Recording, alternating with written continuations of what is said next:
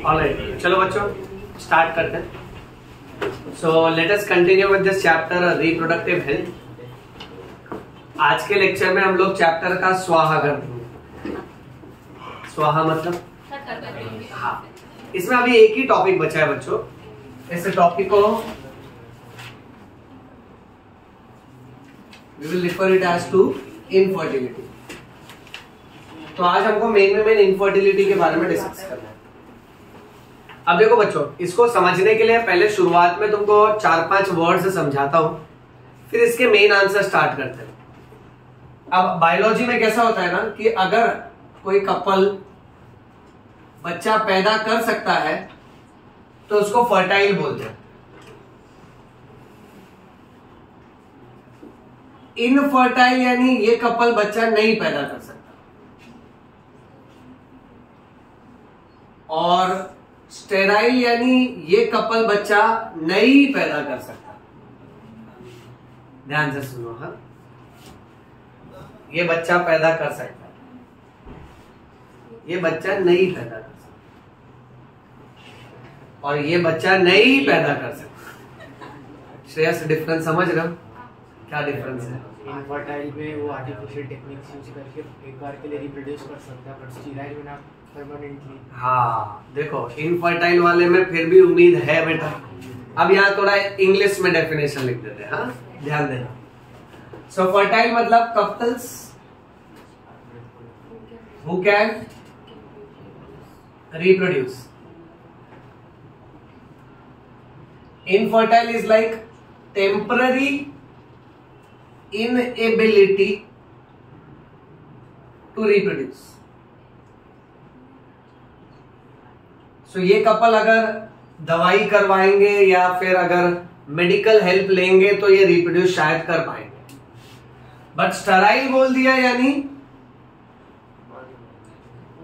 Permanent inability to reproduce. ठीक है, तो ये 3 वर्ड्स अच्छे से समझ लो। देखो, इसमें से हम लोग आज के क्लास में बात करने वाले हैं इनफर्टिलिटी के बारे में।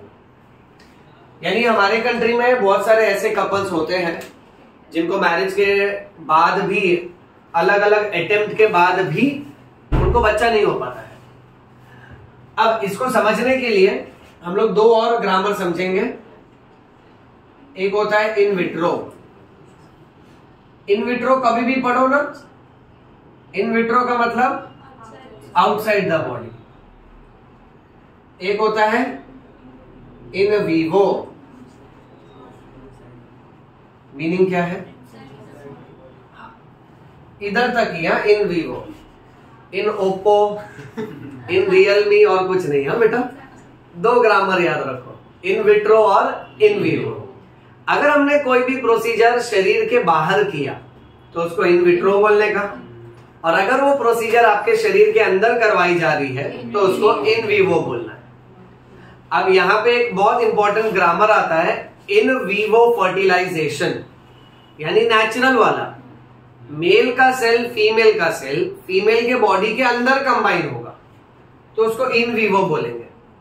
बट वही सेल को अगर डॉक्टर ने बाहर लेबोरेटरी में कंबाइन करवाया, टेस्ट ट्यूब बेबी जैसा, तो उसको हम लोग बोलेंगे इन विट्रो फर्टिलाइजेशन। ये सुना सबने? ओके, सो अभी हमारे पास टोटल 5 वर्ड्स हो गए। फर्टाइल यानी वो कपल जो बच्चा पैदा कर सकता है। इनफर्टाइल यानी टेम्पररी ड्यूरेशन के लिए ये लोग बच्चा नहीं पैदा कर सकते, बट डॉक्टर की जांच के बाद और मेडिकल हेल्प के बाद ये लोग बच्चा पैदा कर पाएंगे। और स्टेराइल यानी जो परमानेंटली बच्चा नहीं पैदा कर पाएगा। अब इनफर्टाइल कपल्स को मदद लेना चाहिए जहां पे डॉक्टर्स तरह तरह के स्पेशल टेक्निक से इनकी हेल्प करते हैं। इस पूरे लेक्चर का मेन इंटेंशन क्या है बेटा? बच्चा होना चाहिए। सो मेन इंटेंशन है चाइल्ड बर्थ। अब स्पेशल टेक्निक की मदद से चाइल्ड बर्थ करवाया जाएगा। इस टेक्निक को बोला जाता है आर्ट। हंस क्यों रहे हो तुम लोग? कला नहीं है। ये फुल फॉर्म सुनो यार बेटा, तुम तो यार साइंस का बच्चा होके आर्ट की बात कर रहा है। देखो, अगर इनफर्टाइल कपल है तो बच्चा पैदा करने के लिए असिस्टेड रिप्रोडक्टिव टेक्निक की मदद लगेगी, स्पेशल टेक्निक की। ये मत सोचना कि बच्चा पैदा करना एक कला है। नहीं बेटा, ये साइंस ही है, वो वाला आर्ट नहीं है। तीनों के बीच में डॉट डाल देता हूं। असिस्टेड रिप्रोडक्टिव टेक्निक, असिस्ट करना यानी असिस्टेंट बोलते हैं ना, यानी जो मदद करता है। सो यहाँ पे डॉक्टर क्या करेंगे ना, कोई मैनिपुलेटिव टेक्निक करेंगे और कपल की मदद करेंगे बेटा। अब ध्यान से सुनते जाना।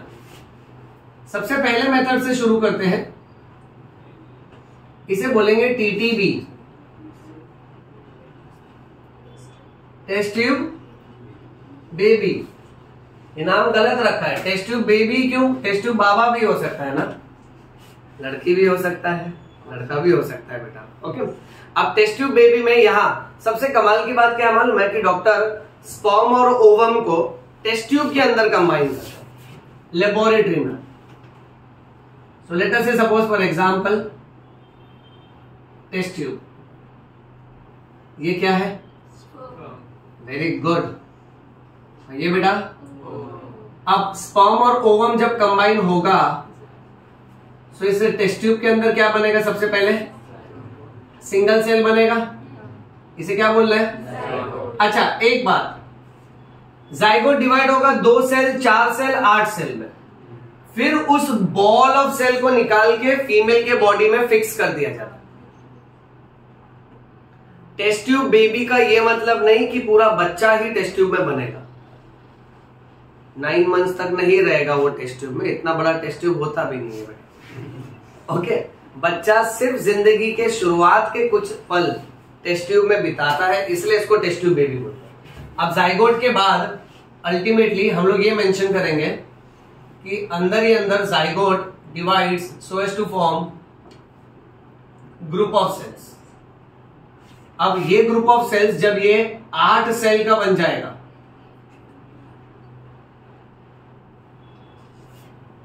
जब ये 8 सेल का बन जाता है तो इस ग्रुप ऑफ सेल को उठा के फीमेल के फेलोपियन ट्यूब में डाल दिया जाता है बेटा। एकदम ध्यान से देखना, मस्त एकदम सिंपल लैंग्वेज में ही बोलूंगा तुमको, एनसीईआरटी का लैंग्वेज समझ जाएगा। जब ये 8 सेल का है सपोज फॉर एग्जांपल, तब इसको उठा के हमने सीधा फेलोपियन ट्यूब के अंदर डाल दिया। इस टेक्निक को जिफ्ट बोलते हैं। जिफ्ट का मतलब होता है जाइगोट इंट्रा फेलोपियन ट्रांसफर। बच्चों ये आंसर में है ना, सिर्फ शॉर्ट फॉर्म और फुल फॉर्म ही मैटर करता है। देखो पहला तो हमने पढ़ा ART, क्या फुल फॉर्म था? Assisted reproductive technique. अभी हमने पढ़ा जिफ्ट, क्या फुल फॉर्म है? Zygote intra fallopian transfer. Okay, एक बायो स्टूडेंट को यह भी पता होना चाहिए कि भाई किसी भी वर्ड में अगर हम लोग इंट्रा देखते हैं, इंट्रा यानी अंदर, और कभी भी इंटर देखते हैं, इंटर यानी 2 के बीच में। ठीक है बेटा, जैसे सपोज फॉर एग्जांपल अगर एक सेल है, मैंने बोला इंट्रा सेल्यूलर यानी सेल के अंदर, और बेटा अगर मैंने बोला इंटर सेल्यूलर यानी 2 सेल के बीच में। अब यहां देखो ना क्या इंग्लिश लगा है, इंट्रा फेलोपियन, यानी वो बॉल ऑफ सेल को फेलोपियन ट्यूब के अंदर लगाया जा रहा है बेटा, फिर वो यहां से ट्रांसपोर्ट होके यूट्रस में आएगा, अपने आप फिक्स हो जाएगा। अब अगला कंडीशन कुछ ऐसा है बच्चों कि अगर ये 8 सेल्स से ज्यादा हो गया है, so if it is more than 8 blastomeres, तो इस टाइम पे अब उसको फेलोपियन ट्यूब में नहीं, अब उसको यूट्रस में डाला जाएगा बेटा। सब लोग एकदम ध्यान से सुनेंगे क्योंकि इसी में आज हम लोग कुछ एमसीक्यू भी प्रैक्टिस करेंगे बेटा। अब इसको उठा के सीधा यूट्रस में फिक्स करवा दिया जाएगा। इस टेक्निक को बोलते हैं IUT, इंट्रा यूटेराइन ट्रांसफर। फर्क देखा बेटा? जिफ्ट में वो कितने सेल का था? 8 सेल का, और IUT में वो कितने सेल्स का है? 8 से ज्यादा।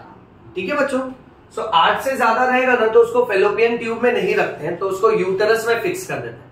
इसे कहते हैं इंट्रा यूटराइन ट्रांसफर। अच्छा, अब इसके अलावा नेक्स्ट एक और ऑप्शन भी है। तो देखो, पहले हमने टेस्ट ट्यूब बेबी पढ़ा, टेस्ट ट्यूब बेबी में ही ये टाइप हो जाएगा जिफ्ट और आईयूटी। सो टोटल अभी तक 3 मेथड्स हुए बेटा। ओके, अब चलते हैं फोर्थ मेथड की तरफ। अब फोर्थ मेथड ये कहता है कि suppose for example let us say this female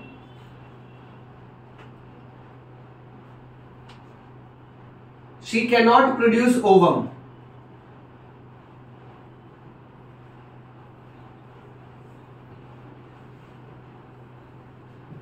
तो अब ऐसे मामले में अगर इनको बच्चा पैदा करना है, मान लेते हैं हस्बैंड के बॉडी में स्पर्म बन रहा है बट इसके बॉडी में ओवम नहीं बन रहा है, तो अब इसकी मदद इनकी सखी करेगी बेटा।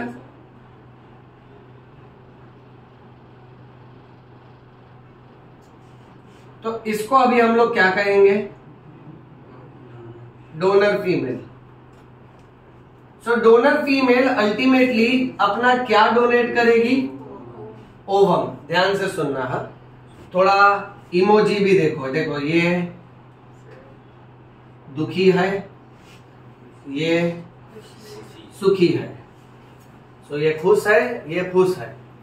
ओके, अब इसका ओवम डॉक्टर निकाल के इसके बॉडी में डालेगा, इसके बॉडी में वो भी देखो कहां इंसर्ट किया जाएगा। अब ना मुझे ना इसका शॉर्ट फॉर्म कुछ जमा नहीं, बट ठीक है, अब मेडिकल बुक्स में ऐसा ही लिखा है, क्या करना। अब इसका ओवम को निकाल के इस फीमेल के फेलोपियन ट्यूब में डाला जाएगा। इस टेक्निक को गिफ्ट बोलते हैं। क्या बोलते हैं इसको, हाँ, फुल फॉर्म देखो, गैमेट इंट्रा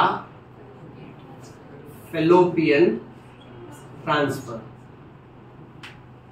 अब किसी से गिफ्ट मांगने को भी शर्म आएगा कि हाँ ये गैमेट मांग रहा है। ओके, गिफ्ट का फुल फॉर्म है गैमेट इंट्रा फेलोपियन ट्रांसफर। एकदम ध्यान से सुनना, इसके पहले माय डियर स्टूडेंट्स हमने जिफ्ट पढ़ा था।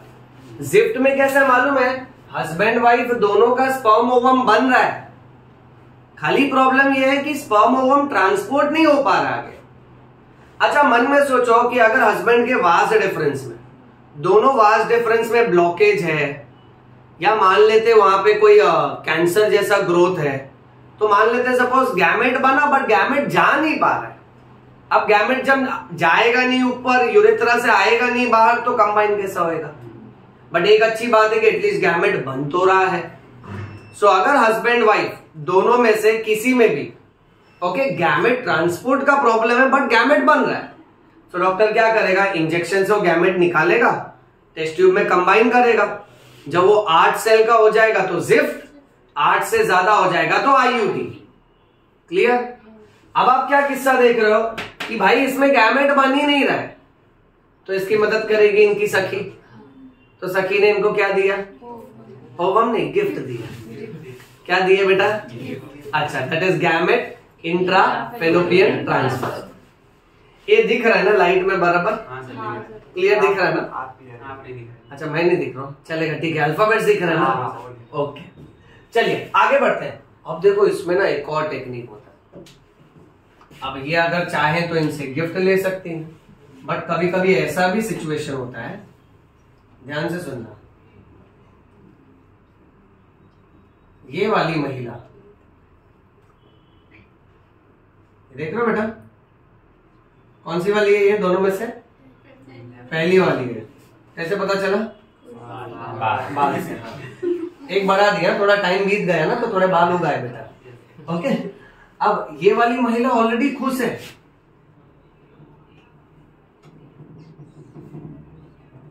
ओवम बना रही है, इसका हस्बैंड भी स्पर्म बना रहा है, बट इनका एक रिक्वेस्ट है कि मेरे को ना वो बच्चा अपने यूटरस में नहीं चाहिए यार, 9 महीने तक यार यूटरस में बच्चे को रखेगा, मैं तो बहुत बड़ी मॉडल हूं, मिस इंडिया हूं, मिस ब्रह्मांड हूं, तो मेरे पेट पे स्ट्रेच मार्क भी आएगा, प्लस में बच्चे को जन्म देगी, मेरे को दुखेगा भी, प्लस मेरे को शूटिंग पे भी जाना है, बहुत काम है मेरे को दुनिया भर का स्टाइल मारना है, पर बच्चे को अपने अंदर नहीं रखना है, बट मेरे को मेरे सेल का ही बच्चा चाहिए। तो ऐसे में अब इनकी और एक सखी इनकी मदद करेगी बेटा।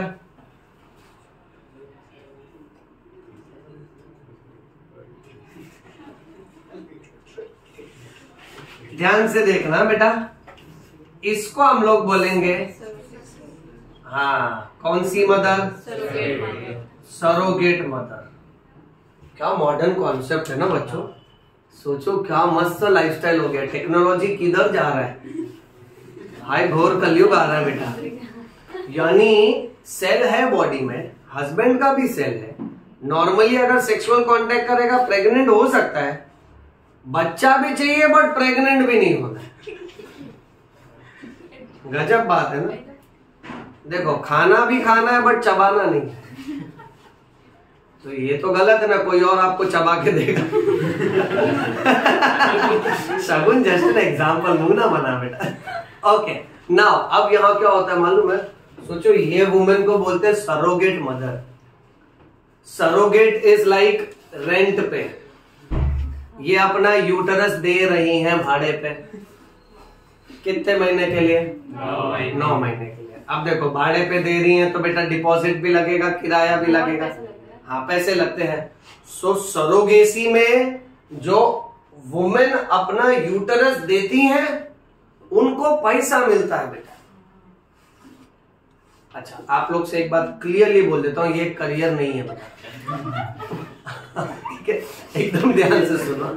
नहीं सम पीपल उधर ही हिसाब लगा रहे, फोकट माई नीड जे दे रहा है, असली पैसा तो इधर है। सरोगेसी में देखो कैसा होता है ना, कुछ वुमेन का चॉइस होता है। अब ये क्या करती हैं, ये अल्टीमेटली 9 महीने के लिए बच्चे को खुद पालती है। फिर जो लेबर पेन होएगा वो दुखेगा, दर्द वगैरह इसको ही होएगा, बट क्या बच्चा इसकी तरह दिखेगा? नहीं। बच्चा को ऐसा बाल नहीं आएगा, बच्चा को ऐसा बाल आएगा, ये याद रखना। सो बच्चे को डीएनए सेल्स तो इनके मिले ना बेटा। अब हर महीने इनको पैसा मिलता है, प्लस खाने पीने का, एकोमोडेशन, शेल्टर वगैरह सब कुछ। सेलिब्रिटी खुद इनको सेलिब्रिटी जैसा रखता है। आप विश्वास नहीं करोगे, डॉक्टर्स के क्लिनिक पे ना ऐसे सरोगेट मदर के बायोडेटा आते हैं, रिज्यूम आते हैं। जैसे देखो suppose for example let's say अभी अपना ये कोचिंग क्लास है, बराबर है, तो कोचिंग क्लास में कैसे कोई टीचर आके कभी रिज्यूम देता है कि सर मैं यहाँ पढ़ाना चाहता हूँ, या कोई कंपनी है तो वहां कैसे एम्प्लॉइज आके अपना रिज्यूम बायोडेटा देते हैं। सोचो वैसे ही डॉक्टर के क्लिनिक पे सरोगेट मदर अपना रिज्यूम देती है, उस पर उनका नाम, एज, पास्ट एक्सपीरियंस लिखा रहता है, कितना सरोगेसी किया, 2 बच्चे को जन्म दिया, उसका बॉडी वेट कितना था, नॉर्मल डिलीवरी था, ये सब। तो उससे उनका रिज्यूम स्ट्रांग होता है। फिर डॉक्टर के पास जब कोई इंक्वायरी आती है कि सरोगेसी करवाना है, तो डॉक्टर उनको रिफर करता है कि भाई देखो हमारे पास ये प्रोविजन है, तो आप इनसे सरोगेसी करवा सकते हो। सो ये एक तरह का अर्निंग सोर्स भी बना है, बट आपको सिर्फ नीड पे ध्यान देना बेटा। Am I clear with this? Because देखो कैसा ना, ये सुनने में कितना ऑड लगेगा ना, कोई बोलेगा फ्यूचर में तुम क्या हो, मैं डॉक्टर हूँ, तुम क्या हो, मैं फार्मासिस्ट हूँ, मैं इंजीनियर हूँ, तुम क्या हो, मैं माँ हूँ, भाड़े की माँ हूँ। राइट, सो ये अभी चला है। अब मैं ऐसा मतलब मेरा ये व्यू है, ठीक है, right, it is not compulsory that everybody should follow, but मेरा ये व्यू है कि मुझे as a human, see as a doctor we say हाँ एडवांसमेंट हो गया टेक्नोलॉजी में, बट एज अ ह्यूमन मुझे ये थोड़ा अप्रोप्रिएट नहीं लगता है। जो मदर अपने बच्चे को 9 महीना रखेगी ही नहीं, तो उसके लिए बच्चा तो अल्टीमेटली कैसा हो गया, कोई इमोशन नहीं हुआ ना। देखो कैसा, आपने एक बात नोटिस किया, ये यूजुअली होता है in higher socio economic status. You understand higher socio economic status? हाँ, so people those who are मतलब जो पैसे से भी बहुत ऊंचे घराने के, वो लोग ये सब करते हैं। और कहीं ना कहीं मुझे ऐसा लगता है, मैंने ये ऑब्जर्व किया है कि ऐसे ही बड़े घराने में सोचो, पैसा, फैसिलिटी सब कुछ होने के बावजूद ऐसे ही घराने में घर ज्यादा टूटते हैं। देखो छोटे सोशो इकोनॉमिक स्टेटस में ज्यादा लोग कम पैसे में भी गुजारा कर लेते हैं। अब यहां कैसा हो जाता है ना कि अगर आप सुनते हो कि बच्चों ने पेरेंट्स को निकाल दिया, या बच्चे अलग रहने लगे, या फिर फैमिली में प्रॉब्लम हुआ, तो ये क्या हो जाता है, कहीं ना कहीं मुझे ऐसा लगता है कि हमको है ना ये रिलेशनशिप ये सब को मटेरियलिस्टिक तरीके से नहीं देखना चाहिए। अब मदर क्या सोचती रहेगी इसमें कि अच्छा 9 महीना मैं रखूं, मेरे को दुखेगा, 9 महीने का खर्चा कितना आएगा, 5 लाख, 10 लाख, 20 लाख, ठीक है, इससे अच्छा मैं किसी और केस में रखवा देती हूँ, उसको पैसा दे देती हूँ। तो ये क्या हो गया कि आपने मदरहुड को कहीं ना कहीं आपने उस पर प्राइस टैग लगाना चालू किया ना, राइट। तो ये रॉन्ग हो जाता है। तो जितने भी मॉडर्न टेक्निक्स ये सब आते हैं ना, ये हमारी सुविधा के लिए, बट कैसे है ना कि ये हमारे नेचुरल इमोशंस का रिप्लेसमेंट नहीं होना चाहिए। Am I clear with this बेटा? तो ये भी एक प्रोफेशन है जिसमें दोनों खुश है, इनको पैसा मिल रहा है, इनकी ब्यूटी बरकरार है बेटा। ओके, अब मेथड नंबर 5 के बाद चलते हैं मेथड नंबर 6 पे। देखो, जैसा ये फीमेल दुखी है वैसा ही कभी कभी मेल भी दुखी होता है। अब उसका मुंह है बेटा, यहां से दुखी होगा।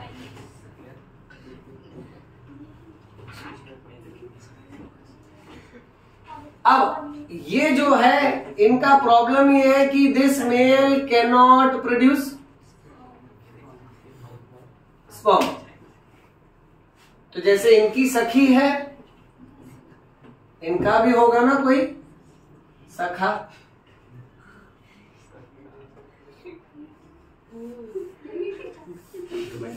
ये तो क्यों कौन बोला बच्चा लग रहा है? प्लीज ड्राइंग पे मजाक में आओ। मैं बहुत मुश्किल से ड्रॉ कर रहा हूँ ना, सौरभ पीछे कितना मेहनत करता है ना, इतना इजीली लोग जज करते हैं। हाँ, ये क्या देगा इसको? स्पर्म। ध्यान देना, वो बाल है ऊपर, ये ना सोचना इधर ही स्पर्म लगा है इधर से ही दे देगा। ओके, सो ये स्पर्म डोनर है। अब अगर किसी मेल के बॉडी में स्पर्म नहीं बन रहा है, सो मेल भी है ना किसी डोनर की मदद से स्पर्म अवेलेबल करवा सकता है। और बच्चों, ऐसे किस्सों में क्या होता है मालूम है? जो डोनर है और जो रिसीवर है, इन दोनों का आइडेंटिटी एक दूसरे को नहीं बताया जाता। मान लेते हैं इसके स्पर्म से इनकी वाइफ को फर्टिलाइज किया, बच्चा हो गया, बच्चा भी ऐसा ही दिख रहा है सब कुछ, बट इनको नहीं बताया जाएगा कि इनका स्पर्म किसको दिया। सोचो क्यों? हाँ, कल को बोलेगा ना, उसके अंदर भी थोड़ी मोह माया जागेगी ना। वो बोलेगा मस्त है, तो मेरे जैसे दिख रहा है, मेरे को अट्रैक्ट हो रहा है, फीलिंग्स हो रही है इसकी तरफ, ये बच्चा मेरा, मेरे को चाहिए। करेक्ट। तो इनका जो डोमेस्टिक लाइफ है वो डिस्टर्ब होएगा ना, इसलिए इनका आइडेंटिटी नहीं बताया जाता है। समझो ये डोनर का स्पर्म लिया और इसको पता चला मेरा स्पर्म 2 बिल्डिंग छोड़ के एक जन को दिया है, और फिर वो बच्चे को रोज देख रहा है वो, तो उसको तो अट्रैक्शन होएगा ना उसके प्रति, राइट। बोलेगा कि ये तो हाफ मेरी तरह दिख रहा है, मेरे को मेरा आधा हिस्सा तो चाहिए। तो इसके वजह से डोमेस्टिक कॉम्प्लिकेशंस होते हैं। तो डोनर और रिसीवर की आइडेंटिटी कभी नहीं बताई जाती। अच्छा, अब इसमें कई बार ऐसा भी होता है कि अगर मेल में स्पर्म नहीं बना तो चलो ठीक है, कोई डोनर उसको स्पर्म दे देगा, या तो फिर अगर स्पर्म बन रहा है बट स्पर्म फीमेल के बॉडी के अंदर नहीं जा पा रहा है because of many reasons. Suppose किसी मेल को अगर पेनिस में कोई प्रॉब्लम है या सेक्सुअल फीलिंग्स में कोई प्रॉब्लम है, स्पर्म बन रहा है बट क्या सेक्सुअल कांटेक्ट की वजह से ये स्पर्म वजाइना के अंदर नहीं रिलीज हो पा रहा। सो अब ऐसे में किया जाएगा AI। हाँ, वेरी गुड। क्या? आर्टिफिशियल। हाँ, वेरी गुड। इंटेलिजेंस कौन बोला? अभय बोला ना? नहीं सर। हाँ, इंटेलिजेंस मत बोलो। देखो, तुम इंजीनियरिंग क्लास में नहीं हो बेटा, तुम मेडिकल क्लास में हो। इसको कहते हैं आर्टिफिशियल इंसेमिनेशन। यहां पर क्या होगा कि मेल का स्पर्म निकाल के उनके वाइफ के बॉडी में आर्टिफिशियली इंट्रोड्यूस किया जाएगा। सो ये फुल फॉर्म भी याद रखना, this is called as artificial insemination. अच्छा, कई बार जब इस तरह से बॉल ऑफ सेल को ट्रांसफर किया जाता है ना, मैं यहीं लिख देता हूं, इसको ET बोलते हैं। ET यानी एम्ब्रियो ट्रांसफर। क्या बोलते हैं बेटा? यार तुम्हारे लिए अभी बहुत फुल फॉर्म हो रहा है, एक बार स्टार्ट से ना रिपीट कर लेते हैं। एकदम शुरुआत में ART आया। ART क्या था? परफेक्ट। TT भी क्या है बच्चों? अच्छा, ET क्या है? अगर 8 सेल का है तो जिफ्ट, 8 से ज्यादा है तो IUT। जिफ्ट का फुल फॉर्म क्या है बच्चों? परफेक्ट। एंड IUT क्या है बेटा? अच्छा, फिर अगर फीमेल ओवम नहीं बना रही है तो उनकी सखी क्या देंगी उनको? गिफ्ट का फुल फॉर्म ये समझा? और कई बार सरोगेसी भी हो सकता है। फिर उसके बाद तुमने देखा कि AI भी हो सकता है। AI का फुल फॉर्म आर्टिफिशियल इंसेमिनेशन। इतना समझा अच्छे से? ओके। अब अगर किसी मेल में स्पर्म काउंट बहुत ही ज्यादा कम है तो सोचो बच्चों, कभी कभी एक स्पेशल टेक्निक किया जाता है जिसको कहते हैं ICSI। ध्यान दे रहे हैं सब? बहुत बच्चे एग्जाम में ICICI लिख के बैंक का नाम लिख के। Okay, ICSI full form intra cytoplasmic sperm injection. क्या गजब टेक्निक है। देखो, सपोज अगर बहुत कम स्पर्म्स बन रहा है तो डॉक्टर क्या करेगा, जो ओवम है, ये ओवम का न्यूक्लियस, अब ओवम के आजू बाजू में ये पहली लेयर कोरोना रेडिएटा, उसके बाद जोना पेलुसिडा, फिर वाइटेलाइन मेम्ब्रेन, करेक्ट। अब स्पर्म को तो इतना मेहनत करके अंदर आना पड़ेगा, तो डॉक्टर उसकी मेहनत बचा देगा। गेस करो क्या? ऐसे भी इंजेक्शंस अवेलेबल होते हैं। ये देखो, ये स्पर्म स्माइल कर रहा है बेटा, क्योंकि इसको मालूम है ये पूरी स्पर्म यात्रा को बाईपास करके डायरेक्ट स्पॉट पे पहुंच रहा है। वरना सोचो, स्पर्म को एक टेस्टीज से निकल के पहले उसको वाजा इफ्रेंशिया में जाना होता है, फिर एपिडिडाइमिस, वाजा डिफरेंशिया, इजैकुलेटरी डक्ट, फिर यूरेथ्रा, उसमें भी मेम्ब्रेनस यूरेथ्रा, पिनाइल यूरेथ्रा, फिर फीमेल के वजाइना में, सर्विक्स में, यूटरस में, कॉर्नुआ में, एम्प्यूला में वो ओवम को देखेगा, फिर ये 3 लेयर्स को पेनिट्रेट करेगा, फिर जाके स्पर्म और ओवम का न्यूक्लियस कंबाइन होगा। कितना लंबा सफर है ना बेटा। इस बीच में आधे से ज्यादा स्पर्म्स को तो वजाइना का एसिडिक पीएच मार देता है बेटा। अब ये वाला स्पर्म क्यों खुश है? क्योंकि इसका एरोप्लेन सीधा लैंड किया बेटा स्पॉट पे, सो इसको ज्यादा पद यात्रा नहीं करना पड़ा। अब नाम के साथ चलो, इंट्रासाइटोप्लाज्मिक स्पर्म इंजेक्शन, यानी ओवम के साइटोप्लाज्म के अंदर डायरेक्टली स्पर्म का इंजेक्शन मारा। ये समझा बेटा? इसके चांसेस बहुत हाई रहते हैं, ये प्रेगनेंसी के चांसेस बहुत हाई रहेंगे, क्योंकि यहाँ पे देखो बाकी सब टेक्निक में, मान लो ये बॉल ऑफ सेल यहां है, सपोज ये आगे आके फिक्स ही नहीं हुआ और एबॉर्शन हो गया तो प्रेगनेंसी फेल हो सकता है ना। मालूम है ये सारे प्रोसीजर्स बहुत एक्सपेंसिव होते हैं। आप अगर ये आर्टिफिशियल प्रोसीजर्स डॉक्टर्स के पास करवाओगे ना, तो डॉक्टर आपको हर प्रोसीजर सजेस्ट करेगा और उसका सक्सेस और फेलियर रेट भी बताएगा। वो ऐसा कहेगा कि ये 90% सक्सेस होता है, ये 60% सक्सेस होता है। तो सोचो, आपने अगर वो प्रोसीजर करवाया, प्रोसीजर फेल हो गया, तो फिर भी you will have to pay to the doctor for the procedure which is done. अब इसमें जो सक्सेस और फेलियर रेट है वो नेचुरल चांसेस है बेटा। ओके, इसके चांसेस बहुत हाई है। ICSI, टेंशन ही नहीं, सीधा स्पर्म को बोलेगा कि तेरे को बराबर स्पॉट पे छोड़ के आएगा, तेरे को कोई मेहनत करने का जरूरत नहीं। That is intracytoplasmic sperm injection. अच्छा, कई बार स्पर्म बोलता है नहीं इतना ज्यादा मेरे को सीधा फाइनल डेस्टिनेशन तक नहीं छोड़ने का, मेरे लिए थोड़ा तो काम रखने का। तो डॉक्टर बोलता है ठीक है, देख सुन, अब तेरे को एक काम करना है, आधा रास्ता छोड़ देगा मैं, आधा रास्ता तू खुद भाग के जाने का, फिनिश लाइन को टच करने का, बोलने का विनर जीत गया करके। So now we are having another technique which is called as IUI, intra uterine insemination. इसमें भी इंजेक्शन की मदद ली जाती है बच्चों, बट ये याद रखना, ये इंजेक्शन से स्पर्म को कहां छोड़ दिया? डायरेक्ट किसके अंदर? यूटरस के अंदर। अब एनसीईआरटी इतना स्मार्ट है ना, ये फुल फॉर्म ऐसा लगा है जिससे पता चलता है यूटरस के अंदर छोड़ा, बट सेंटेंस में क्या बोलता है मालूम है? यूटरस में भी छोड़ सकते हैं या तो वजाइना में भी छोड़ सकते हैं। तो यहां मैं लिख देता हूं कि ये जो इंजेक्शन दिया जाएगा, this injection is either given inside the uterus और इनसाइड द वजाइना। मेजोरिटी बच्चा किधर कंफ्यूज होता है मालूम? ये IUI और IUT में। देखो फर्क, इंट्रा यूट्राइन ट्रांसफर है, यहाँ पे बॉल ऑफ सेल आ रहा है, ये तो ऑलरेडी कंबाइन हो चुके हैं। बच्चे के जो बॉल ऑफ सेल्स है ना वो यूट्रस में डाला है और यहाँ पे स्पर्म को यूट्रस में डाला जा रहा है। डिफरेंस देखा बेटा? Okay, then coming to last method.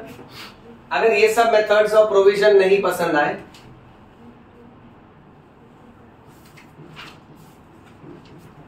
चुपचाप जाने का और बच्चा एडॉप्ट करने का। हाँ, तो ये भी एक टेक्निक अवेलेबल है, ये भी प्रोविजन अवेलेबल है। अच्छा, एडॉप्शन में खाली एडॉप्शन ही दिख सकता, लीगल एडॉप्शन। बच्चा एडॉप्ट करना हिंदी में क्या बोलते हैं? क्या मुहावरा है ना मस्त।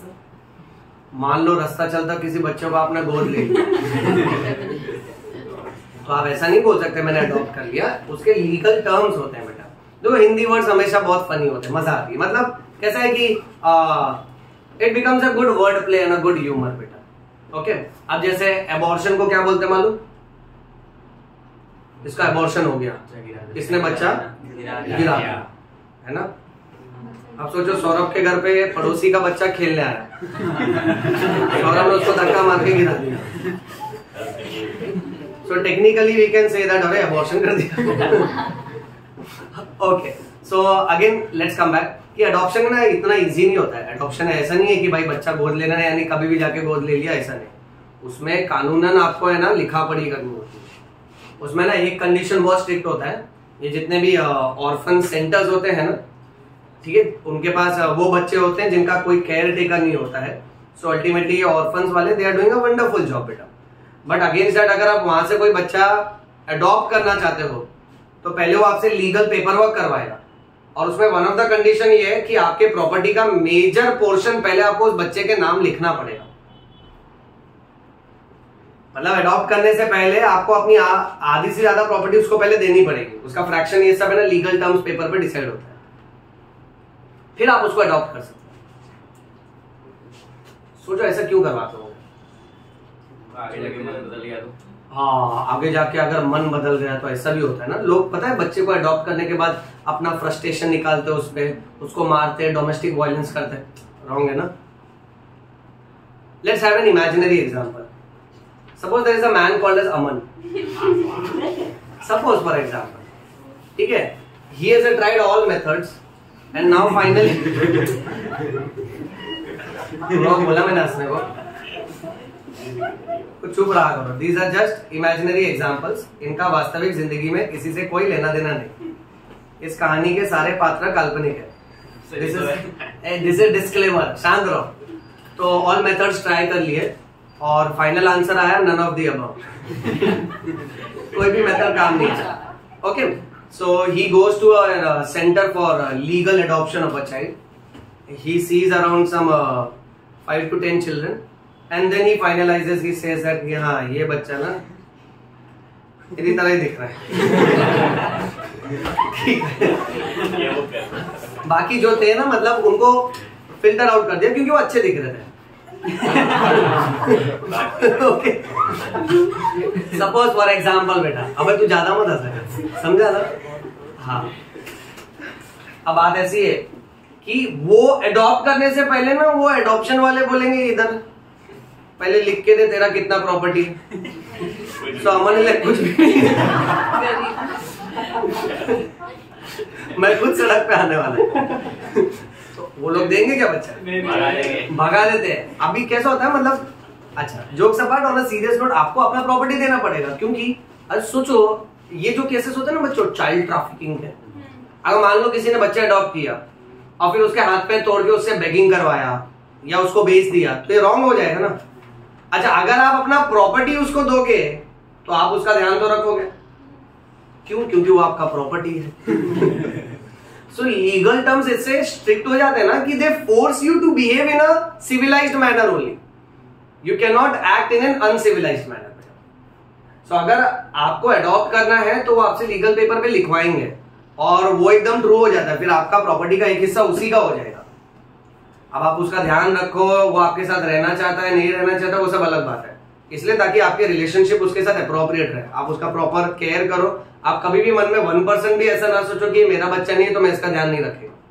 ओके, इसलिए एक ऑप्शन भी बहुत अच्छा है, ये समझे बेटा। सो टोटल हमारे पास इनफर्टिलिटी के लिए ये 10 अलग अलग ऑप्शंस है। अगर if in case theory paper में ये आता है तो इसको ओन वर्ड्स में डिस्क्राइब करना। एंट्रेंस पॉइंट ऑफ व्यू इसके short form full form mostly आते हैं बेटा, ये समझे सब लोग। इसका स्क्रीनशॉट ले लो, इसका फोटो क्लिक कर लो। यहां पर अपना रिप्रोडक्टिव हेल्थ का हो गया स्वाहा।